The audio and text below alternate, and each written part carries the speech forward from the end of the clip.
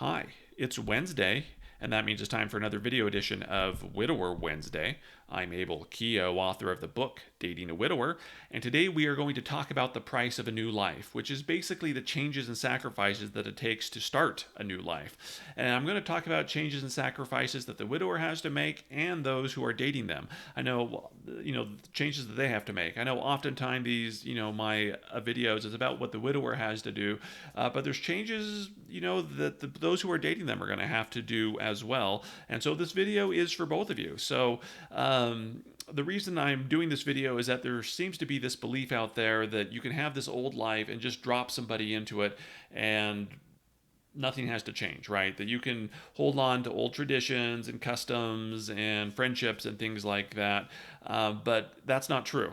If you want a long term lasting relationship, you need to create a new life. Maybe that means cutting the old life out completely. Maybe it means blending the two together somehow, but you have to be willing to sacrifice and decide what's important in order to make this new life, right? And I bring this up because I see it again all the time, right? I'm in a coaching session and someone says, well, I'm trying to make everybody happy. Well, guess what? You can't make everybody happy. Someone's always going to be upset at change, and whether or not you're dating or marrying somebody or doing something like that, someone's always going to be upset because committing your life to somebody else requires change, right? It requires change. You can't just move on to chapter 2 and drag everything from chapter 1 along with it. You can't make everybody happy. You can't serve two masters. I've seen widowers where they kind of have this old life and this new life with this person they're dating, and they jump back and forth between the two, but the two worlds are separate, and somehow they think it's going to work out. No, it's stressful, and it never works out. Basically, you've got to pick which life do you want. Do you want your old life or you want your new life? Because you can't have both. The price of a new life is giving up your old one. And if you can't do that, then you shouldn't be in a serious relationship. And again, this goes for widowers and those who are dating them. The refusal to give up your old life is the number one reason that relationships with widowers don't work out. They want to hold on to this old life and somehow drop a new person into it, whether it's, again, clinging to traditions of the past, refusal to make, changes when it comes to maybe to relationships, things of that nature, and they just can't start a new life. Now, I know a lot of you are out there thinking, well, this isn't easy to start a new life. And you know what? You're 100% right. Starting a new life isn't easy because it requires work and it requires sacrifice. But the things that are most valuable in life require work and require sacrifice. Think of something you've had to work really hard for or sacrifice for. Did you appreciate it once you achieved your goal or whatever it was that you had to do? Did you appreciate it because you had to work for it and sacrifice for it? We just think that, oh, hey, I'm dating again and I'm going to throw this new person in my life, and the late wife's friends are going to be happy, and her family's going to be happy, and my kids are going to be happy, and everybody's going to be happy that I found love again. And come on, that's not reality, okay?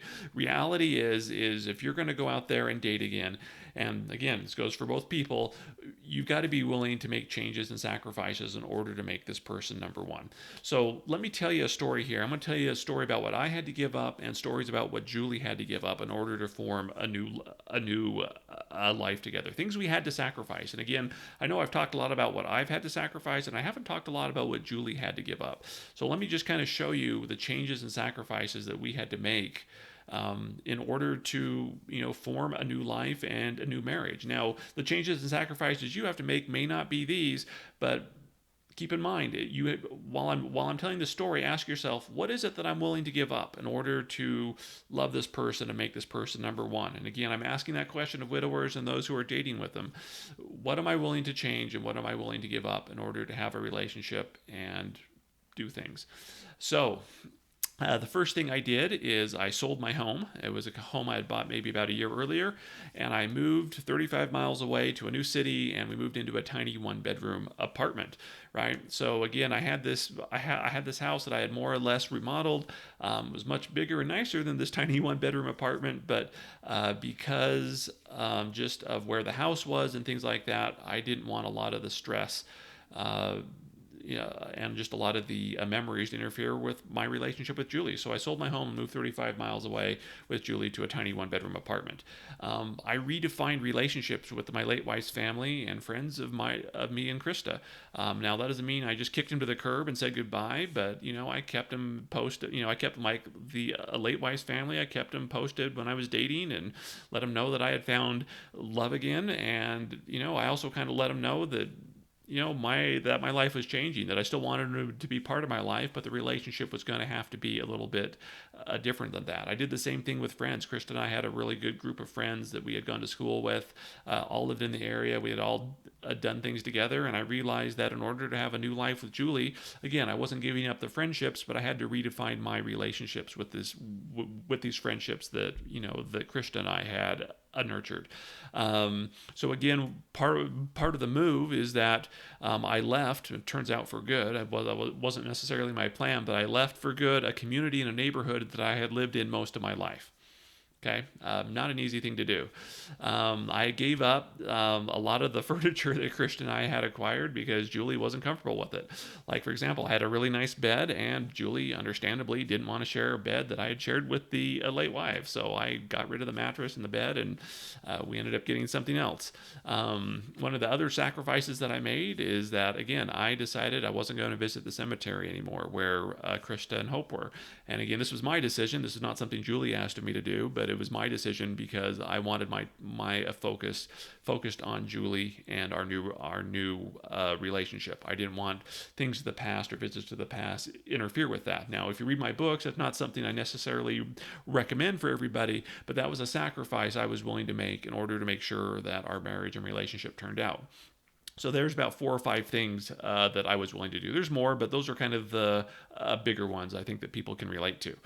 So now let's talk about things that Julie was willing to give up. For example, Julie had in her apartment that she was living in, she had a 5-minute commute to work. It was like the best commute ever. It was like 2 minutes to work, it was like 2 miles to work, so 5 minutes. It was like a 5-minute drive to work. But moving to where we had to go, it meant her commute was going to be 35 minutes plus. So she was giving up a lot of her time during the day. She was trading again a nicer apartment. She had a pretty nice apartment for a tiny one. I talked about furniture, that I had, that I gave away a lot of the furniture that Krista and I had. But at the same time, Julie was willing to accept like a couple of furniture things just because either she didn't have it or we just kind of needed it. One example is like this kitchen table that Krista and I had bought. It was a nice table. Julie had those little card table kind of things. There was a chest of drawers, things like that. She accepted them, not necessarily because she wanted them, but she realized, well, I would like you to. It would be nice to have a nice table to eat off of, and we're trying to save some money here and don't necessarily want to go out and buy a table. So there were some things from my first marriage, some objects and stuff that that came along. And as part of that too, there was 2 boxes of stuff from my previous marriage that I've kind of hauled along as we've gone through and been married. It has a lot of it has like my late wife's wedding ring, some documents, her college diploma, her writing, some letters that we exchanged back when we were dating and things like that. Julie understood that I wasn't going to get rid of everything, so I carry these 2 boxes around. And Julie also gave up dreams of doing things first with her husband. Again, Julie was 23 when we started dating, and was she 24 when we got married? In her mind, it was like when she got married, she'd be doing things like having kids, buying a house, living together, things like that. Those were all things that she'd get to do first with her husband, and it turns out that I had already done all of that.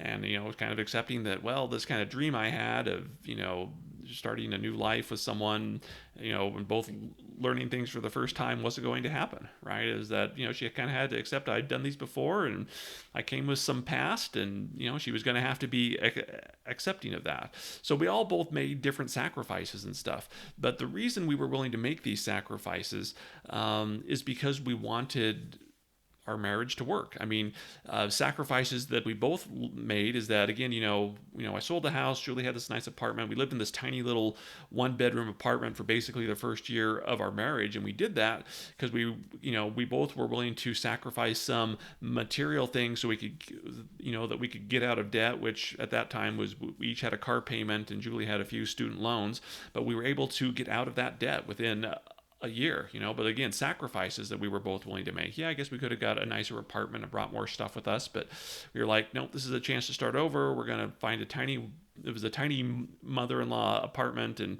I mean, it was really tiny, by the way. I'm not joking when I say it was tiny, but the rent wasn't that expensive, and we realized that we could, get out of debt, which we did in the first year and things like that.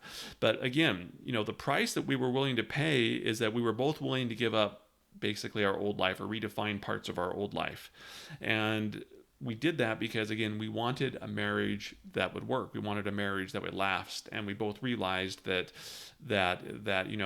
we both had to make changes and sacrifices in order for this new life that we wanted to share together to work. Now, I know some of you are watching this and thinking that, well, I can't give up my relationship with my late wife's family or my kids, and I can't do whatever. I can't sell my home. I can't do this. And go back and listen to what I said. Did I say that you had to give them up, or did I say you had to redefine them? Maybe you have to give them up. If you have a lot of negative people in your life or things that are holding you back, you might have to give them up, but maybe not. Each situation is different. If you want to get into the specifics of it, you can schedule a coaching session. There's a link down in the description below, and we can talk about maybe what this new life looks like. But if you're digging your heels in on parts of your old life and you don't want things to change, the odds of your new life and your new relationship working out go down drastically. Now, again, each couple has to decide what this new life looks like, right? It's different for everybody. But I want you, again, don't focus on the specifics of what I had to give up, but listen to the principle that I'm teaching here. And that is if you want to create a new life, and I don't care who it's with, you need to be willing to make sacrifices. And if you're not willing to do that, the odds of a relationship succeeding are slim to none. And again, I see this on both sides. Typically, it's more on the widower side because he's coming, probably with a little more baggage than other people. But I've seen it on the woman side as well. Maybe she is happy and just isn't willing to sacrifice anything. It's like everything from the widower's past has to go. I don't want him to have a relationship with the late wife's family. I don't want him to do this and that. And maybe those are reasonable, maybe they're not. Again, it depends on the situation. But again, marrying a widower means there's some things that you might kind of have to at least concede a little bit. Maybe the widower gives up the annual vacation with the late wife's family, for example, but is it really worth cutting the late wife's family out of his life? Only if it's really a toxic relationship and they're holding him back do I ever recommend that. So again, it's different for everybody. Schedule a coaching session if you want to get into specifics. But I want to focus on, I focused a lot on sacrificing and giving up, but I really want to focus on the end of this here is what did Julie and I gain by all that work and all that sacrifice? Okay, we gave up a lot of stuff. We made a lot of changes. What did we gain? Well, we gained a fresh start where we didn't have memories or expectations of the past constantly bothering us, right? We lived in a new town, went to a new church, new neighbors, knew everything, where nobody knew anything about us. I can't tell you how awesome that was. Nobody had any expectations of us. As far as they knew, we were just some newlywed happy couple. Nobody knew anything about my past. No one knew anything about, what we had to give up. They just thought we were a newlywed couple, and it was great. Nobody knew anything about it. It gave us also the opportunity to make new friends and start new traditions, take new trips together, things like that. A lot of the new traditions and things that we started the first couple of years of our marriage, we still do today. But again, it was really a fresh start without a lot of the baggage of the past. And again, I don't want to say that making these changes was easy for anybody, but just being somewhere new and not having any expectations of either of us, from people that knew us, it was awesome. It was great. And because of this work and sacrifices, we've had an awesome 18 years in county marriage. We've had 7 kids. We've had wonderful adventures together. And I don't think any of that would have happened if I had been stubborn and said, well, this is my life, you have to be part of it. Or if Julie had been stubborn and said, well, I don't think I can make any sacrifices at all. You've got to make all the changes. We kind of worked things out to where we were both happy. And I'll admit I probably made most of the changes and sacrifices, but I'm okay with that. I kind of came with most of the baggage as well. So the answer is, was it worth it? Yeah. Would I do it again? You bet. The price of a new life is giving up your old one, and my new life was worth the price. And if you're not willing to pay the price, you're not going to see the benefits. Everything in life comes with a price. Every decision you make comes with a price. It might be the price of your time. It might be monetary. It might cost you a relationship. But everything has a price. And the question is, are you willing to pay it? If you are willing to pay it, you're going to have a wonderful new life. But you've got to be willing to pay the piper. That's just the way life works. I'm Abel Keogh, author of the book Dating a Widower. Feel free to leave a comment below, like this, subscribe it, hit the bell so you get notifications, and I will see you next Wednesday.